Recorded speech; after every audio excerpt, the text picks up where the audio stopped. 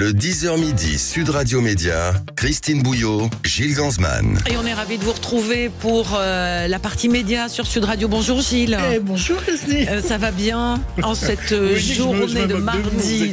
vous, Voilà. On va faire un petit coucou à notre invité, Vincent Niclot. Bonjour Vincent. Bonjour à tous les deux. Merci beaucoup d'être là, chanteur. Vous allez nous accompagner, nous autres téléspectateurs, pour ces fêtes de fin d'année, la soirée de Noël, la soirée du Nouvel An. Le costume vous plaît d'accompagner les gens pendant cette période un peu... C'est une bulle. C'est ça, c'est un peu une bulle, on en a besoin en ce moment. Ouais. Une bulle dans laquelle on peut rentrer et puis se laisser bercer par par toutes ces lumières, ces chants, et puis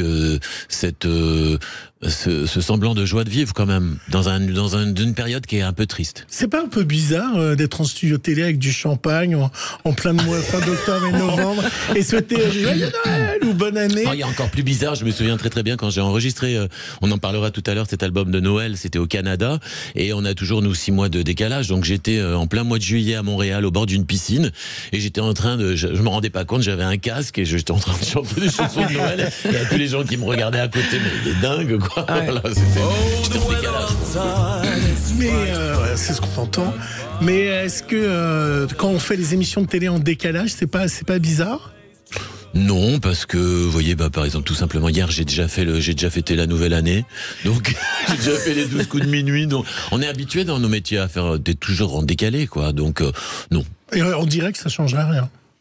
Vous Non. étiez en direct. Vous l'accepteriez, vous? De Le jour quoi du 31, de travailler le 31? Je l'ai déjà fait plein de fois. Donc il n'y a pas de problème pour les artistes d'être en direct sur une émission de Il télé? n'y a pas de problème, mais je pense que c'est plutôt pour les productions. Oui. C'est pas tout pour ça. Ça coûte cher. Bon, on va parler de tout ça avec vous, Vincent. Il y a beaucoup d'actualités. On va parler chant, on va parler musique. Mais avant cela, on va s'intéresser à ce qui s'est passé ces dernières heures à la télévision. C'est le zapping. Sud Radio Média, l'instant zapping. Hier, Christine, BFM a ressorti sa série sur la libération des otages, qui est devenue un triste rendez-vous ou un joyeux rendez-vous, suivant de quel côté on se trouve. On peut reprocher quand même à BFM, je ne sais pas si vous êtes de mon avis, Christine, du suspense. Vous savez, ils prennent l'antenne pendant 3 heures maintenant avec y aura-t-il des Français, l'échange aura-t-il lieu? Hier, BFM était en live et en attente de ça, et évidemment on meuble et on ne dit pas grand chose. On le voit à l'instant sous vos yeux, Nicolas Coadou, vous êtes à proximité de cet hôpital, donc les premiers otages qui visiblement arrivent ce soir dans cet hôpital de Tel Aviv. Oui, absolument. Vous entendez sûrement ce bruit, Maxime, assez assourdissant, des pales d'un hélicoptère. Alors, c'est un hélicoptère militaire de Tsahal, de type Yassour pour les connaisseurs. C'est habituellement utilisé pour faire du transport de troupes. Désormais, il est utilisé ici pour ramener ce premier groupe d'otages dans l'hôpital à Isilov, dans le centre de Tel Aviv. Voilà. Oui, alors après, toutes les chaînes d'infos continues, je dirais, du monde entier suivent cet événement de libération des otages, qui sont on va dire un moment charnière dans ce qui se passe dans la bande de Gaza et dans le Mais conflit. c'est de revenir à un rendez-vous comme un feuilleton sur lequel il y a de la pub avant et de la pub après. Et ça fait partie de l'information, et comme on maîtrise pas le timing qui est là-bas, c'est vrai que ça demande du meublage de la part des chaînes de télé. Vous avez suivi tout ce qui se passe en Bien sûr, Israël? je vis pas dans une bulle. Hein. Oui. Non. Oui, j'ai malheureusement suivi tous ces événements. C'est que dire, quoi. Moi, je pense vraiment à tous ces gens qui souffrent d'une façon ou d'une autre, d'un côté comme de l'autre. Les artistes doivent parler, s'engager ou doivent rester artistes? Moi, je fais partie des artistes qui restent artistes parce que je pense qu'il y a trop d'artistes qui parlent pour dire souvent des choses pas vraiment efficaces, en tout cas, qui peuvent être entendues. Moi, j'ai toujours eu ce recul par rapport à l'information, par rapport à beaucoup de choses d'ailleurs. Je pense que j'ai juste envie essayer d'être un artiste et de divertir. J'ai pas envie d'entrer dans des grands débats. Alors moi, je l'avoue, Cyril Hanouna vraiment est un être qui me fascine. Je suis très sérieux, il me fascine. Hier à 19h, France 2 a communiqué qu'il y aurait donc bien le complément d'enquête qui va être diffusé ce jeudi, qui lui est consacré. Alors au lieu d'attendre la diffusion, d'observer et tout, alors pas du tout. Hier, il a retourné le plateau. Alors vraiment, c'était improvisé. Il a retourné le plateau, l'antenne. Il était très fier d'être dans un complément d'enquête au même titre qu'un politique, c'est vrai. Et il a diffusé la bande-annonce de l'émission dans son émission, ce qui est quand même fou. C'est 8 qui diffuse une bande-annonce de France Télévisions. Mais attention, il veut faire au minimum le million, le Hanouna. On a la bande-annonce de complément d'enquête qui vient d'arriver. Qui vient de sortir, qui passera jeudi. Regardez, apparemment on prépare un complément d'enquête sur moi. Au début, il était ravi. Puis complément d'enquête a enquêté et l'a inquiété. Ce complément d'enquête, vous allez voir, ils vont le faire. Ce sera la fin de complément d'enquête derrière. Portrait de Cyril Hanouna, le bouffon devenu roi. Un trublion désormais courtisé par les milliardaires et qui tutoie les politiques. Comment ça va, président? Ça va très bien. J'espère juste qu'on va terminer devant TF1 sur les audiences. Ah ouais. D'ailleurs, je remercie Arnaud Lagardère qui a parlé. Je savais pas, je viens de le voir. Arnaud, merci Arnaud. Puis ça me fait toujours plaisir de voir une photo de Vincent Bolloré. Donc là, je suis très content. J'ai vu que des gens que j'aimais bien. Pour l'instant, j'adore. Tranquille. Vraiment, j'adhère. Vous allez regarder? Écoutez, en tout cas, tout est fait pour teaser au maximum. Quoi. Ça veut dire oui. Non, je sais pas, je regarde, je devrais pas dire ça, mais je regarde de moins en moins la télé. Et peut-être que je le verrai en replay. En ce moment, c'est un peu speed. C'est dur de faire l'émission d'Hanouna pour un artiste. C'est-à-dire que je trouve qu'il ne faut pas y aller si on n'est pas prêt à déconner, si on n'est pas prêt à être léger, si on n'est pas prêt à jouer le jeu. Voilà, je trouve que c'est d'ailleurs ce qu'ils détestent. Moi, j'y vais parce que j'ai ce recul aussi. J'ai l'air très sérieux comme ça dans mon costume, mon petit nœud pape souvent, mais en fait, j'aime beaucoup rire, j'aime beaucoup déconner, et je sais que quand j'y vais, bah voilà, il faut faire le show. Et d'ailleurs, la dernière fois, j'ai été invité avec Mano, on a chanté le titre, tout le monde, ça a mis la salle, voilà, tout le monde chantait le tube de Mano, c'était très sympa. Alors, vous sentez, Valérie, Christine, vous sentez cette odeur du cannelle, de sapin, c'est Noël. Et ces calendriers de l'Avent. Alors, d'habitude, c'était des chocolats, quand même, au début, les calendriers de l'Avent, ou des bonbons. Non, il y a des produits de beauté. Ou des clémentines. Alors, les choses ont un peu évolué. Oui, alors là, je vais aller dans autre chose. Oui. Donc, tout a été évolué. Qu'est-ce que vous avez trouvé? Au point que les calendriers de l'Avent se font de la concurrence. Alors, cet Instagrammeur n'a pas résisté au calendrier de saucisson. Oh non. Je m'attendais à tout, mais je n'avais pas cherché le saucisson. Mais si, évidemment. Ouais, bien sûr. Alors, il y a un gros souci, je ne vous le cache pas. Est-ce que je dois acheter le calendrier de l'Avent de Justin Bridou ou le calendrier de l'Avent de Grand Frais Saucisson? Lui, il a fait son choix.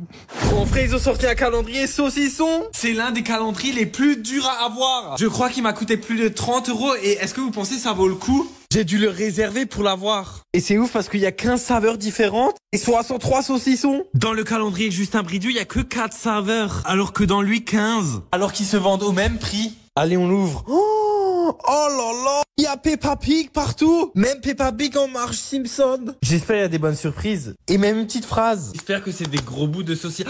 Oh là là là là. Ça fait plaisir, c'est vraiment des vrais sticks. Par rapport au calendrier Justin Bridou, bah lui de Grand Frais, il est largement mieux. Il y en a qui ont des problèmes dans la vie, je ne veux pas dire, mais... Il est suisse, non? Là, Oui, il a un accent très prononcé suisse.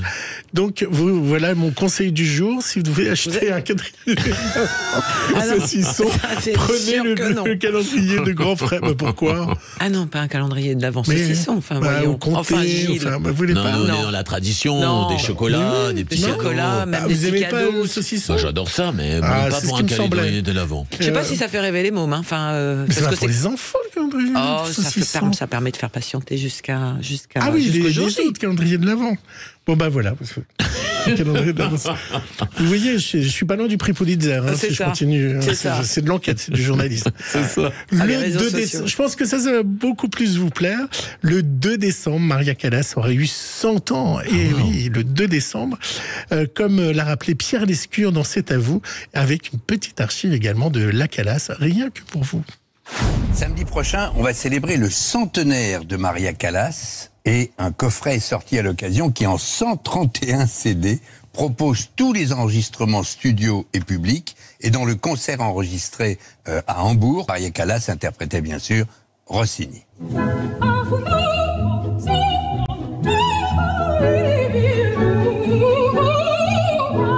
Dans quelle tessiture vous sentez-vous le plus à l'aise? Et soprano et sûrement dans la tessiture, disons, de Rossini, Donizetti, Bellini, évidemment. C'est là où vous vous sentez complètement Oui, à l'aise. c'est mon monde aussi, vous savez. C'est ma manière d'exprimer que je me trouve mieux. La Calas, alors on vous entend, on vous voit là, Ah, ça vous a ailleurs. ému, là. là, oui, on vous a Ouais, vous avez les yeux c'est qui pour ça que brillent. j'ai voulu faire. Ouais, C'est ouais. incroyable.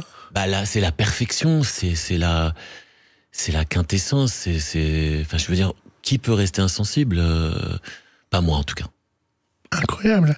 En tout cas, c'est un sublime objet, cet album-là qui sort de la Calas. 130 CD, waouh. Ouais. Oui, et Ouais. il y a une exposition. Il y a, vous m'avez il y a dit hors des antenne. expositions, absolument. Il y a tout un cheminement autour de la Calas. Et pour ceux qui aiment l'opéra, ceux qui aiment le lyrique, c'est un événement parce que personne ne l'a remplacé. En fait. Mais je comprends votre étonnement, mais en fait, c'est parce que moi, ça a bouleversé ma vie. J'étais pas du tout prédestiné à faire un peu de classique comme ça et d'être autodidacte. J'étais parti dans la pop, de la comédie musicale. C'est un jour en écoutant Pavarotti, je le dis toujours, mais c'est vrai, Nessun Dorma, j'ai reçu une claque, j'en ai chialé et je me suis dit, mais c'est quoi ? Comment est-ce qu'on peut être comme ça en écoutant la radio, arriver à frapper l'émotionnel d'une personne ? Et moi, c'est venu me frapper en plein cœur et je dis, je veux faire ça dans ma vie. Mais comment on peut être autodidacte dans l'opéra ? Vous saviez que vous aviez une parce que tessiture qui te permettait ? Non, pas du tout. Je n'y connaissais rien. Je ne savais rien. Ah ouais ? J'ai autodidacte parce que j'ai rencontré un professeur de l'Opéra de Paris qui m'a formé, en fait. Voilà. Donc autodidacte parce que j'ai pas eu un cursus normal. Oui, mais pas de conservatoire, etc. Non, j'ai ce pas que fait font le la plupart des conservatoire, chanteurs. Ouais. Voilà. Mais j'ai travaillé de mon côté ma voix. Il m'a fallu, pour ceux qui nous écoutent et qui pourraient avoir envie de faire ça, on ne sait pas ce qu'on a vraiment comme organe. On ne peut pas le soupçonner. Même lui ne le savait pas. Et il m'a dit, écoute, j'ai l'impression que tu apprends très vite. Donc en 2 ans, je vais pouvoir te donner un diagnostic. Donc faut tenir quand même pendant 2 ans. Pendant 2 ans, vous courez après quelque chose et vous savez même pas si vous allez l'obtenir. Donc et le premier son que j'ai sorti comme ça. Mais ça a été en plus comme une thérapie pour moi. C'est-à-dire que j'ai pleuré, j'avais des choses à sortir, je peux pas expliquer. Et j'étais étonné même de mon propre son. Et puis après, il m'a dit, écoute, je pense qu'on est sur la bonne voie, tu vas pouvoir faire ça. Vous allez nous présenter votre album de Noël, entre autres, on va en parler tout à l'heure. Participer à des shows de Noël, comme l'a dit Christine. Mais c'est devenu incontournable, c'est le fameux, je l'ai choisi aussi pour vous, ce sont le fameux All I Want for Christmas de Mariah Carey. Mais cette fois-ci, ce sont les stars qui ont chanté la chanson de Mariah Carey. Ils l'ont chanté dans la fameuse voiture, je pense. Vous voyez la voiture karaoké de James Corden aux États-Unis? Et ben là, il a reçu plein de stars pour chanter cette chanson. Alors, je vous laisse reconnaître Adele, Chris Martin, Lady Gaga, Elton John, Selena Gomez et Mariah Carey. Un petit casting. Ouais. Les débutants.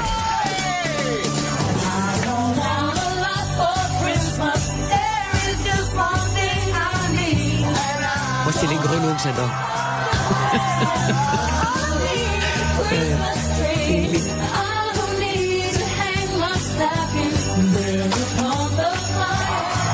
Voilà, comme ça on l'aura bien dans la tête toute la Vous journée. aimez les grelots, les petits ou Non, les mais je gros trouve ça grelots? mignon, voilà. C'est mon côté enfant, les clochettes. Parce que les grelots. Attends, ne partez pas comme ça. Ah, bah J'ai attendez. un gros souci, je vous ai pas entendu chanter dans la voiture de James Corden. Bah non, ils m'ont pas appelé. Hein. Bah, dans le Sud Radio, si je vous remets la Faites pas chanson. un petit- Oh, de bon matin Allez, comme ça. allez-y, non. bah, allez-y. Je préfère que vous écoutiez l'album, que vous passiez un bout de l'album. Ah, il est tôt quand même là, faut laisser l'organe se Incroyable. reposer un peu. Allez, on va s'arrêter parce qu'on fait une petite pause dans cette émission média. On se retrouve avec vous, Vincent Niclot, pour parler effectivement des fêtes de fin d'année et de toute votre actualité. À tout de suite. Le 10h midi Sud Radio Média, Christine Bouillot, Gilles Gansman. Sud Radio Média, l'invité du jour. Et on est en compagnie avec Gilles Gansman de Vincent Niclot et on parle des soirées de Noël, de nos réveillons qui arrivent. Oui, c'est vrai. Noël pour vous, c'est un moment incontournable qu'on prépare, en famille, qu'on se retrouve. C'est vraiment la fête à pas manquer. Oui, bon, cette année, ça va être un peu particulier. Je viens de perdre mon papa, donc ça va être un Noël un peu bizarre. Mais disons que j'ai toujours été en décalé, en fait. Souvent, je travaille pour Noël, en tout cas dans la période. Donc, dans la famille, on a toujours fait ça en décalé. L'important, c'est de le faire. C'est pas la date. C'est pas le 24 au soir. Soit on le fait bien avant, soit on le fait après. Mais l'important, c'est de le faire. Mais quand vous étiez enfant, c'est un rituel. Quel est le plus beau cadeau ou le cadeau d'enfance qui vous a marqué? Je le sais, un micro. Ah oui? Mon premier micro, c'était comme... ah ouais, je m'en souviens exactement. Je rêvais d'avoir... Parce qu'en fait... Vous aviez quel âge? Je devais avoir 6-7 ans. Et je prenais toujours quelque chose qui ressemblait à un micro, une brosse, n'importe quoi, une brosse à dents, et je me mettais devant mes nounours et je m'imaginais déjà artiste en train de chanter et tout ça. Et je rêvais d'avoir un micro et un jour, j'ai ouvert un cadeau, il y avait un micro et ça a été un bouleversement pour moi. Vincent Niclot, on vous retrouve le 24 décembre sur France 2 dans Les Enfants de la télé de Noël, la soirée du Nouvel An, le bêtisier également, mais il y a cet album que je montre à la caméra de l'édition Deluxe, Vincent Niclot, l'opéra celte, mais il y a le bonus avec les chants de Noël. C'est un double CD, donc avec opéra celte, avec 2 inédits dedans en plus, et l'album de Noël que j'avais sorti au Canada l'année dernière et que je mets en cadeau dans ce coffret. Et je vous propose d'écouter les titres Snow. Ah. Oh, the weather outside is frightful, but fire so delightful.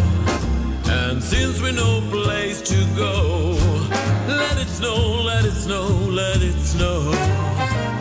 Cette musique jazzy, groove, des chants de Noël un peu à l'américaine, c'est votre partie préférée parce qu'il y a différents... Complètement. Ouais. Ah, complètement, c'est vraiment ce que je préfère.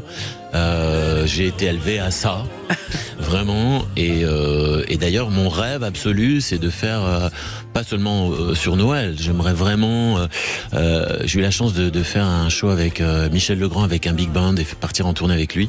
Je savais pas du tout ce que c'était que le jazz, enfin je savais ce que c'était mais j'avais jamais chanté, et il m'a dit t'inquiète, je vais t'apprendre. Ça m'a donné un goût incroyable et mon rêve absolu serait vraiment de faire un album très comme ça, crooner, gentleman, et très jazz et big band à la fois. Alors quand on dit c'est son rêve, ça veut dire qu'il faut de l'argent, il faut une maison de disques qui suit. Pourquoi vous ne le réalisez pas, votre rêve? Je vais le réaliser. Je vais le réaliser, j'en suis sûr. Mais après, il faut trouver le bon moment. C'est vrai que là, j'ai été pris dans un tourbillon depuis quelques années. J'ai réagi souvent, mes envies viennent aussi sur l'actualité, et parfois l'actualité me rattrape. Il y a des choses qui sont pas prévues, comme Obispo qui me propose de faire tout un album, c'était pas prévu, donc je décale aussi. J'ai pas mal d'idées dans la tête, hein. Vous savez, j'ai les 3 prochains albums, donc je vais trouver le bon moment pour le faire, et surtout la bonne équipe. C'est trouver la bonne équipe. Voilà, donc depuis que j'ai quand même initié une carrière au Canada, c'est vrai que il y a un savoir-faire quand même nord-américain, et du coup voilà, je pense que je le ferai là-bas. Et comme vous parlez du Canada, vous allez reprendre des chansons de Céline Dion avec Anne Silla, on va en parler après. Sur l'album, vous pouvez trouver My Heart Is... Quoi? Will Go On. Ah oui, d'accord. Oui, tout à fait, pardon. Le Titanic.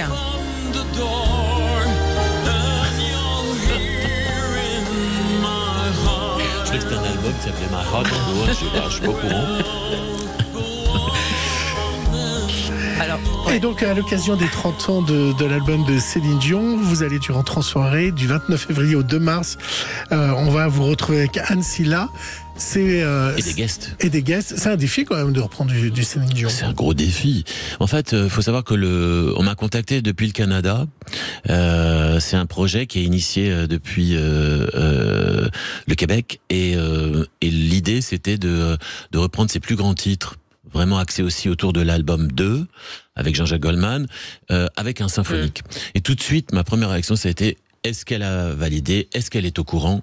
Parce que je l'aurais jamais fait sinon. Et la réponse a été oui, elle valide, elle est au courant, elle a tout validé. Donc pour moi, ça a été comme un honneur de le faire. Voilà. Parce que vous êtes proche d'elle. Non, on peut pas dire que je suis proche d'elle. Je veux surtout pas que ce soit repris. Non, mais vous êtes proche d'elle. Non, je suis. Disons que vous êtes en contact avec elle. Non, pas du tout. Il a fait sa première partie. Il a fait des shows. Non, mais c'est vrai. Non, mais parce que vous savez, c'est repris à chaque fois. Non, Céline Dion a toujours été très sympathique avec moi. Oui. Elle a été un booster de carrière pour moi. Elle m'a pris en première partie. Voilà, j'ai eu l'audace de chanter All By Myself devant elle. C'est ça qui a été vraiment un détonateur. Après, elle m'a fait des messages quand j'étais à l'étranger pour ma première télé en Angleterre. Enfin voilà, elle a toujours été plus que généreuse me concernant, mais et bienveillante. Vous êtes encore sensible à ce qu'on peut dire sur les journaux. Ok, je connais Céline Dion, j'adore Céline, je lui parle souvent. En quoi ça vous gênerait que ça soit dans Public ou dans Voici Parce que c'est souvent repris en mode genre c'est ma meilleure amie, on s'appelle tous les jours, pas du tout. Non, c'est pas vrai. Pourquoi? C'est pas grave. Comment? C'est pas grave. Pourquoi ça vous? Bah si, c'est très grave. Pourquoi vous êtes sensible à ce qui est dans la presse? Parce que par rapport à elle, en fait, les médias, c'est pas mon souci. D'avoir peur que vous l'utilisez pour votre autorité. Je veux pas, c'est une forme de respect. Je veux dire, elle a été tellement incroyable envers moi, tellement généreuse. On n'a pas le même producteur. Enfin, je veux dire, elle est pas obligée de faire ça me concernant. J'ai pas envie qu'elle pense une seule seconde que je l'utilise pour telle ou telle raison. C'est juste que voilà, elle a été. On ne s'appelle pas tous les jours. On n'est pas proche. On n'est pas proche. On est juste voilà. Par moment dans la vie, on a vécu des moments qui sont restés des moments très importants. Elle est bienveillante à certains moments dans votre vie. Oui, plus que bienveillante, bien donc sûr. Voici peut titrer « Je ne suis pas proche de Céline Dion ». Ah là là. Ben, si vous voulez. Mais voilà, est-ce qu'elle reviendra? Voilà, je veux pas. Vous croyez? Mais ça, je crois que personne n'a la réponse à cette question. On l'espère tous. Je veux dire, Céline Dion, pour moi, ça a été un modèle.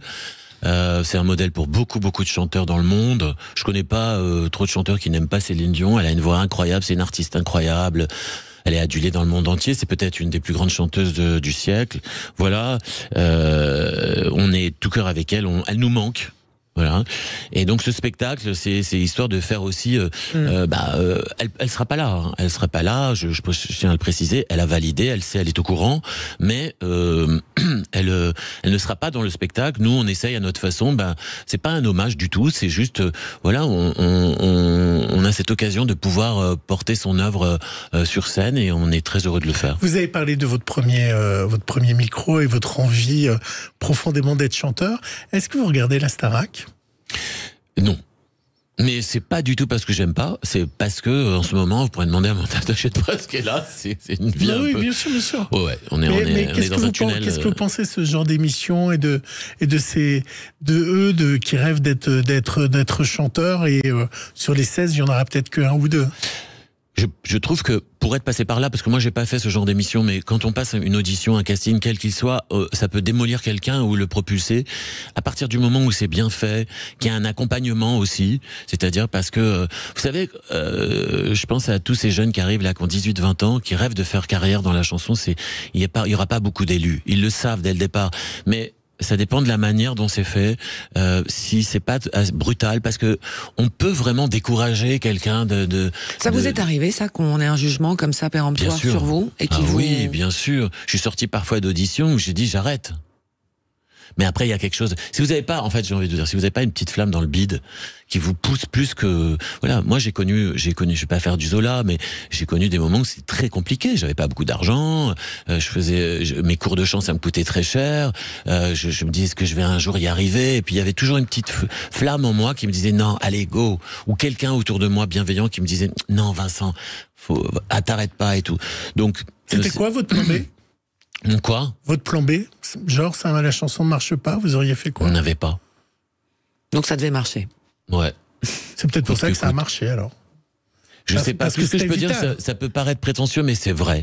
Quand j'étais dans ma chambre à chanter devant mes nounours comme ça, et m'imaginer artiste, j'imaginais pas une autre vie. Et je savais qu'à un moment, ça serait mon moment. Mais je ne peux pas vous dire pourquoi. Je savais, il fallait que je sois patient. C'est pas venu tout seul et c'est pas venu sans effort, hein, sans travail. Mais avant tout, si je peux leur donner un conseil, alors qu'ils sont assez grands pour se débrouiller tout seuls, mais c'est juste de prendre ça comme peut-être un tremplin pour eux, qui peut ne pas en devenir un, mais c'est le jeu. Quand on rentre dans un programme comme Starac ou comme Nouvelle Star ou The Voice, il faut savoir ne pas aller jusqu'au bout. Mais vous savez, il y en a qui sont pas allés jusqu'au bout et qui ont été repérés. C'est une super vitrine quand même. Aujourd'hui, il faut se faire repérer pour que des producteurs aient envie de travailler avec vous. Et on va finir en musique. On va mettre l'Ave Maria, qui est incroyable, avec Sarah Brightman, qui est une chanteuse incroyable du Fantôme de l'Opéra, entre autres. Oui. Et je vous laisse faire conclure. Dont le fantôme a été créé pour elle.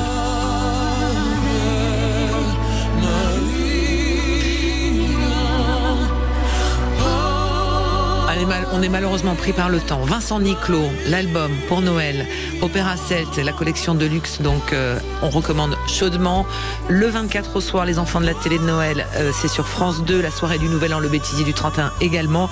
Et puis ensuite, on rappelle ce concert symphonique du 29 février au 2 mars cet album Céline Dion avec Anne Silla. On vous retrouvera également sur ce concert exceptionnel, ces soirées exceptionnelles au orchestre symphonique. Avec des guests. Un symphonique. Alors un symphonique, allez-y, parce que quand il y en a un, c'est tellement beau. Hein. Vous la voyez cette une. Hein. Merci beaucoup Vincent Niclot. Bonne continuation et bonne fête de fin d'année, puisqu'on rentre dans la période. Bonne fête à tous. Exactement. Dans un instant, on reçoit Mathilde Damoiselle, qui est réalisatrice, pour un très joli documentaire qui sera diffusé demain soir, également sur France 2.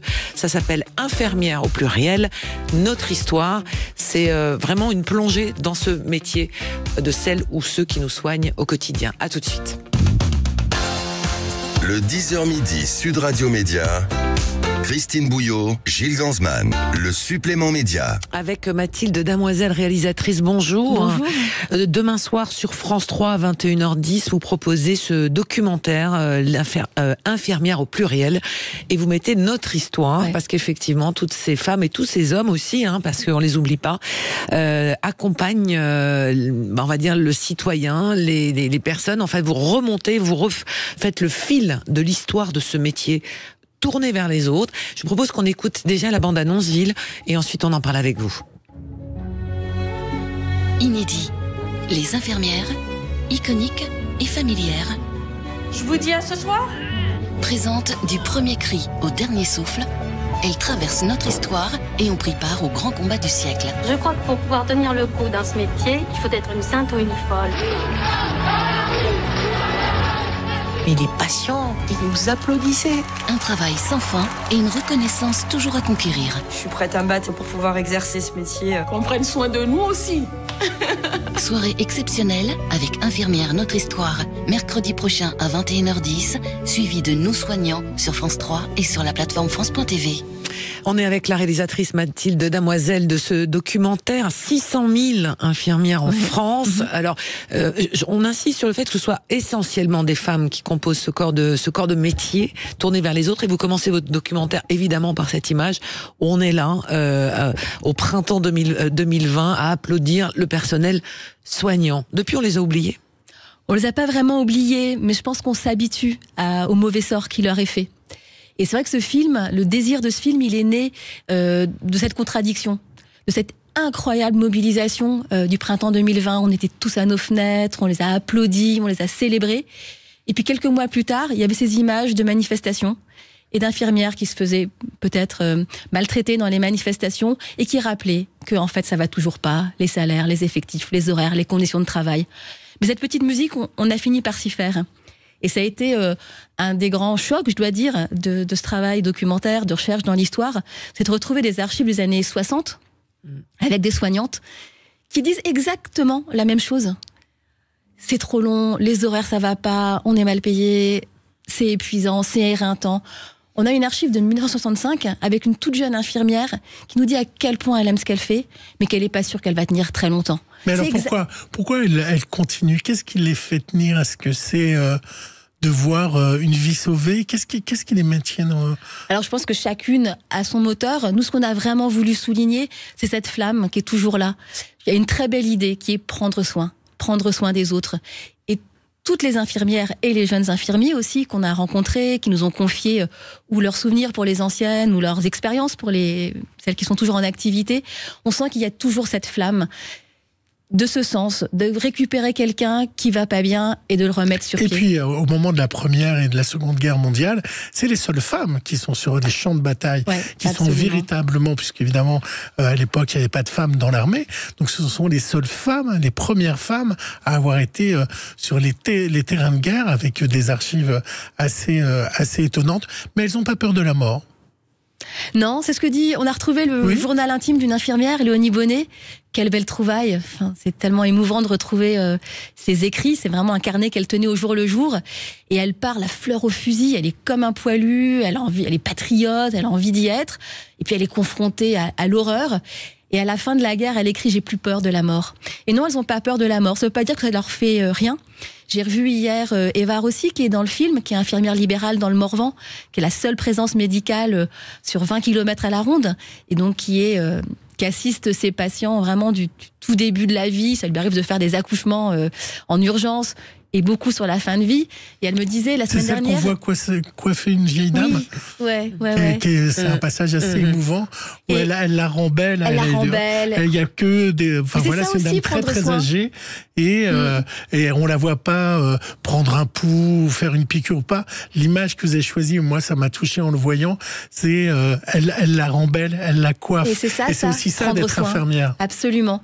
Et Eva me disait, la semaine dernière, j'ai perdu 3 patients. Et elle nous expliquait que on met quelquefois des barrières thérapeutiques, on explique aux infirmières qu'il ne faut pas s'attacher, mais c'est pas possible. Non. Donc il y a un poids humain, un coût humain. C'est ce qui m'a manqué dans votre doc. Dans votre documentaire, j'aurais bien aimé qu'elle nous raconte aussi plus d'intimité, c'est-à-dire la première fois où ils ont confronté à un patient qui meurt, la première fois où ils ont vu le cancer, voilà. Mais après, bon, évidemment. Alors c'est une histoire. Mais moi, ça m'a manqué de pas avoir leur propre expérience. Je sais pas si vous avez eu la chance de voir. On a vu le documentaire. La question, moi, je voulais vous poser, c'est justement ce travail de documentaire. Pourquoi c'était important de confronter la parole des infirmières d'aujourd'hui et en miroir à ce qu'elles ont vécu et l'historique de la profession. C'était une façon de leur rendre hommage, résolument, de rappeler quelle est leur histoire, d'où elles viennent, de rappeler tous les combats qui ont été nécessaires pour que cette profession existe comme elle est, pour se former, pour être reconnue, pour exister. Et c'était important de le confronter aujourd'hui, puisqu'il y a des permanences. Les combats, ils sont toujours là. Et cette grande idée de prendre soin, cet engagement, il est toujours vivace. Et je trouvais qu'il y avait une grande émotion à faire résonner les mots d'une toute jeune infirmière d'aujourd'hui avec celle du passé. Mais pourquoi ne pas avoir pris les soignants au sens large? Il y a un documentaire après. Oui, mais dans le documentaire, les médecins, les aides-soignants, tout ce personnel qui fait qu'on prend soin des autres. Parce que les infirmières, elles sont souvent dans l'ombre. Elles ont rarement été mises en avant comme un groupe. Vous savez, il y a je pense au livre de La vie devant soi de Romain Gary qui disait Madame Rosa est une femme qui méritait un ascenseur. Moi, je trouve que les infirmières, elles méritaient un film, voire même pourquoi pas un livre. Elles ont une histoire propre et qui est aussi une histoire de femmes. Vous parliez des infirmières sur les champs de bataille, et c'est vrai que la Première Guerre mondiale, paradoxalement, c'était aussi un moment d'émancipation, où on pouvait sortir de sa condition pour partir sur les champs de bataille, pour soigner et acquérir un métier. Il y a une dimension aussi qui est tournée vers, on va dire, les sœurs, qui au départ étaient les infirmières avant l'hôpital public, d'où on comprend la blouse blanche, beaucoup de choses. Ça aussi, c'était important de tourner son regard vers ces femmes. C'est important parce que les congrégations religieuses, effectivement, ont dominé l'hôpital pendant des siècles. On a beaucoup oublié que, comme l'école, l'hôpital, ça a été aussi un champ de bataille de la laïcité et de la République. Et puis, c'est un passif. Je pense qu'aujourd'hui, souvenez-vous, en 88, c'était un des slogans des infirmières. Ni bonne, ni nonne, ni conne. Une façon de dire, on n'est pas corvéable à merci et on n'est pas dans la dévotion. Ce qu'on fait, c'est un vrai job. Mais ça reste malgré tout cette idée de la compassion, de l'assistance aux plus vulnérables, de la présence sans condition. Est-ce que le Covid les a divisés? Est-ce que le fait, il y a eu évidemment ces infirmières qui ne voulaient pas se faire vacciner, qui sont sorties du système sur plusieurs radios et évidemment sur Sud Radio, on en a beaucoup parlé. Est-ce qu'il y a encore des traces de ça? Moi, je n'ai pas forcément beaucoup entendu parler. Je pense qu'il y a une rancœur, et même de la part des soignants qui sont restés dans les services, qui ont joué le jeu, qui ont suivi les règles. Une rancœur envers leurs collègues ou envers le gouvernement? Une rancœur envers le gouvernement ou envers ces règles qui ont exclu leurs collègues. On leur demande beaucoup. Est-ce que c'était injuste, en fait, de les mettre de côté? Ça, je l'ai entendu, effectivement. Ils ont eu les augmentations promises par Emmanuel Macron ou pas? C'est payé combien, une infirmière? Ça dépend de son degré. En moyenne, c'est 2000, 2500 euros par mois. C'est pas faramineux. Il y a eu des petites augmentations suite au Ségur de la santé, au Grenelle de la santé, mais c'est effacé par l'inflation. Et de toute manière, les revendications salariales, elles demeurent. Et puis le retard est tellement grand depuis des années que le temps de rattraper la moyenne européenne, ou dans tous les cas des pays comme équivalents à la France, c'est justement compliqué. Vous dites ça mériterait un livre, ça, vous avez ça en tête? J'aimerais bien, c'est pas encore très concret, mais je pense que ça pourrait se justifier. Et puis il y a une belle matière iconographique aussi à partager, je trouve. C'est à voir demain soir. Oui. Sur France 3. Oui. 21h15, je dis pas de bêtises, 21h10. Donc infirmière au pluriel, notre histoire.